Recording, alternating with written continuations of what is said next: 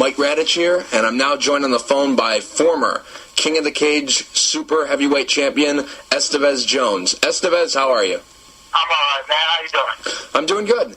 Esteves, how did you get your start in MMA? I met a friend.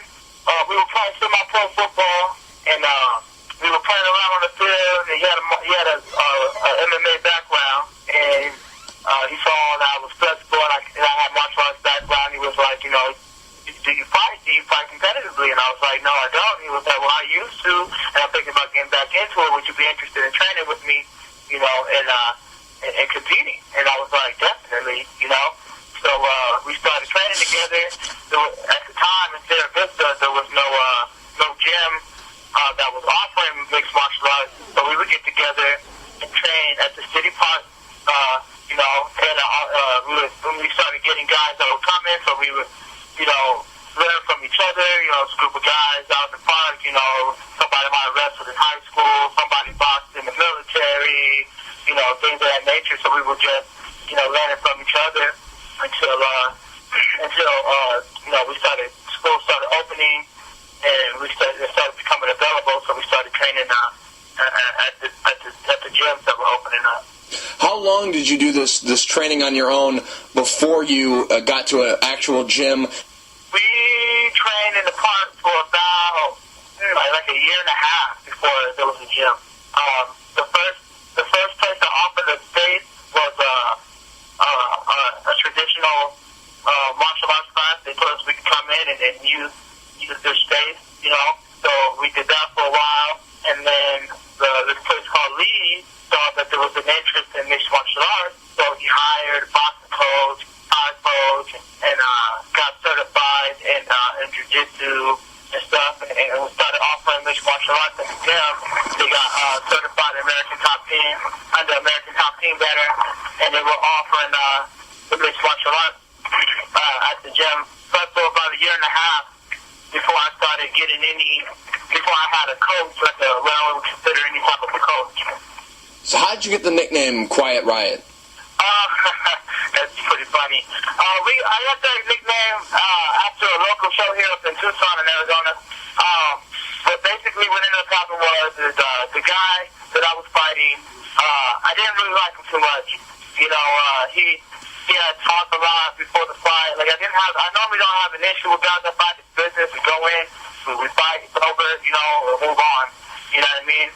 But this guy, man, he kind of got under my skin, and I just, you know, I kind of exploded in the ring, you know what I mean, showing like a lot of aggression, and my coach was like, my manager was like, man, there's a lot of energy under that mask that you have before you're fighting, because I'm very quiet, I kind of close off, you know, feel that there's a lot of energy under there, man. You have like a riot going on under there, man, and he was like, he coined the phrase, you know, quiet riot, so I guess it's You're very young into your MMA career.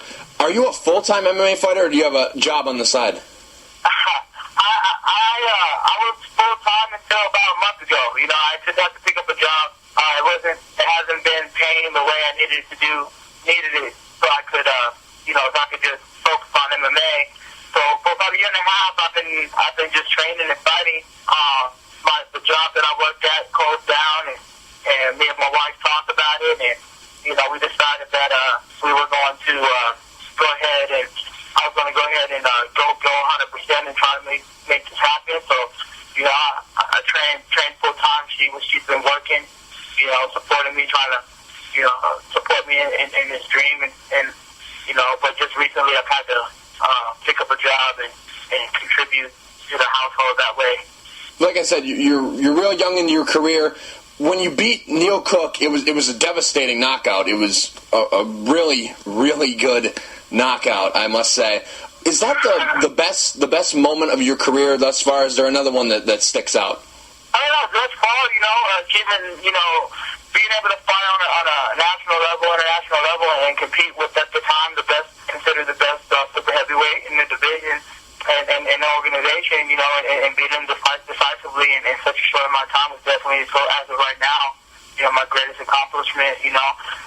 But, you know, I get back into today's case with Tony, you know, that's going to be my new favorite accomplishment, getting my belt back. with the fight with Tony Lopez, it didn't go your way. What did you learn from that fight? What I learned is that, don't stop doing the stuff that made you successful,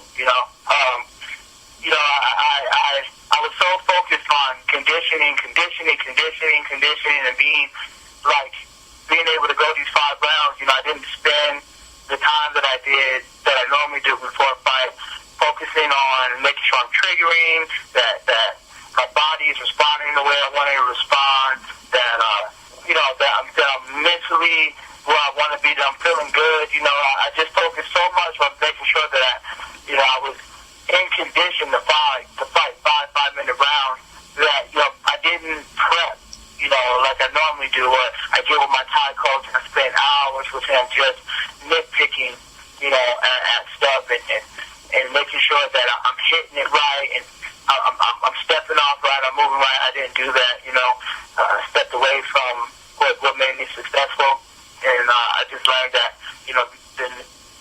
from now on, I won't do that. I'll make sure that I'm doing the things that are working. It's been working so far, when I step away from it, it didn't work, so. How much do you think him having a lot of experience played a factor in the fight, or it was just his night? What was it? I'm sure his experience played a part, that was my first time into the championship rounds, so, and, he held 2 titles previous to that, so I'm sure, he had experience going into those deeper rounds. But, to be honest, I really never felt out of place or like he was above me or anything. I felt fine in there, I felt good, I just got caught. Just wasn't, like my coach said, you didn't lose, it just wasn't your night, and then it'll come back around. So, it actually came back around a little bit quicker than I thought it was going to. So, we're going to find out on December 17th or December 15th or 17th, what the real deal is. So, we'll see what's up. So you're getting a rematch? Yeah, that's what I'm understanding right now is that I'm going to get the rematch. I guess he was supposed to fight Gaston, but that didn't work out. So they put me right back up there. So I'm going to get that rematch. Yeah, I read that he was going to fight Nick Gaston. Just curious, once again, about that fight. Did putting him in on short notice, did that kind of change the way you had to look at the fight? Because he's a different fighter than Nick Gaston is. Did that play any factor? Yeah, he definitely is a different fighter. I prided myself on not really being shook by that, being affected by my fighter being changed. I mean, the fight before that, I was supposed to fight Mike Van Armstel, Paul Bonatello, and I ended up fighting Daryl Shooter. And that happened, boom, boom, boom. So, and I was able to go in there and pull out the victory on that one. So, I really don't want to blame it on a last-minute switch. I don't really want to blame it on anything. He beat me. It is what it is. But, I really do believe that I'm a better fighter, and I feel like that, when I come in truly prepared and truly in the right mind, that, I'll show that. I'll prove that. What happened with Pro Elite? Because I read that you were going to take part in this 8-man Grand Prix they were having. I was really excited to see how you would do in that field. What happened with them? Because one day I'm reading you're in it, next day I'm reading you're not there anymore. Right. It was a contractual issue. There seemed to be some conflict with the way the contract was written up between Pro Elite and King of the Cage, and we just decided that it would be easier to make decisions when I'm free agent, and there's not any conflict in between the two organizations. You don't want to cause issue. It's a small world, you don't want to be the cause of any type of drama or issues, especially between two organizations like that. So we just made the right choice to just, step back, finish out my contract, and then we'll relook at everything. That's why my contract with King of the Cage is up. But you're still in good graces with Pro Elite. As far as I know, we're in good graces.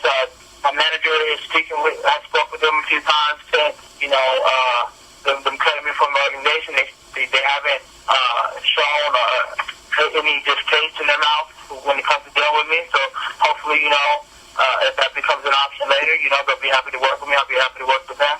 But as I said, until then, I'm just gonna take it one fight at a time. Focus on my contract with Candy Cage, but focus on this fight with Tony, and And then after that, we look at everything. Like I said, we'll decide what we're going to do from there. How many fights do you have left with King of the Cage? Just the one. Just one? What are your goals in MMA? Do you have, you've already, been a champion of King of the Cage. The belt has a lot of prestige. A lot of good guys have come up through that organization. So what are some of your goals that you have left in MMA? To be honest, the way I feel about it, I haven't really achieved anything. So, really? I still have yet to fight in the biggest organization in the world, more or less, even grab their belt. So, I want to fight, where the best fighters are. Obviously, the UFC as of right now has the best fighters. I just want to keep climbing the ladder. I want to get, to the tippy top of what I can achieve, and I really believe that at some point, I'll be able to compete with, and not even just compete, but be, the guy that a lot of fighters think, man, I really don't want to fight that guy. I want to reach the pinnacle of the sport. I want to have that belt, and I want to, have the prestige that comes with being considered the number one light heavyweight champion of the world. I want to be able to achieve those things, just like every other fighter. Just like every true warrior wants it to be the best and fight the best. I'm curious, what is your walk-around weight? Because I read somewhere that you only weighed about 240 pounds. I'm curious, you fight in the super heavyweight division of King of the Cage, but I read somewhere you're only like 240. Is that accurate? That's actually accurate when I'm heavy. I'm heavy at 240, to be honest. But I prefer to fight in the really low 30s, like the high 20s. My last fight against Lopez, I was 229. So, like I said, light heavyweight is eventually the goal, but I got offered a title shot. Who said no to a title shot? So that's why you went to super heavyweight. Had they said heavyweight, you would have done that. That's basically what I'm picking up. Yes, exactly. If they would have said heavyweight title shot, I would take the heavyweight title shot. But I took what they offered me, As a fighter, I don't really get to. I don't feel like you should really pick and choose who you fight. I kind of find that to be distasteful. You fight who's put in front of you. You know what I mean? And win. You fight. I don't feel like I don't feel like giving up a few pounds is going to prevent me from winning the fight. I feel like if I'm the better fighter, then I'll win, and it's really that simple. How does the second time around with Tony Lopez end? The second time around is the second round TKO. TKO. I'm not looking to drag it out with him. I'm not looking to play any games. He's got a feel for me, and I already have a feel for him. So I don't feel like I think just the filling out stage has already been done. We've already felt each other out. I'm going to go in 100% hard. I'm going to show my aggression. I'm going to show my desire, and I'm going to see if he can handle it. Esteves, real quick before I let you go, do you have any sponsors you'd like to thank? Anything you want to say to the fans? Yeah, definitely. I want to thank Platinum Brigade, and I want to thank One Raw. I want to thank Fist to Fist, Kimura Fightwear. I want to thank Fight Legion. I want to thank all my friends, all my family for supporting me in this and putting the energy out to allow me to fight. I want to thank my wife, beautiful, wonderful woman who puts up with me and puts up with my dreams. And I just want to tell the fans, definitely come check this fight out. It's going to be a great fight. I'm hungry, and I'm going to show and I'm going to prove that, that eventually I will be, if not one of the best fighters in the world. Esteves, thank you for taking the time to talk. I really appreciate it. Good luck against Tony Lopez. Thank you. Thank you for having me. Thank you for finding me interested enough to even interview.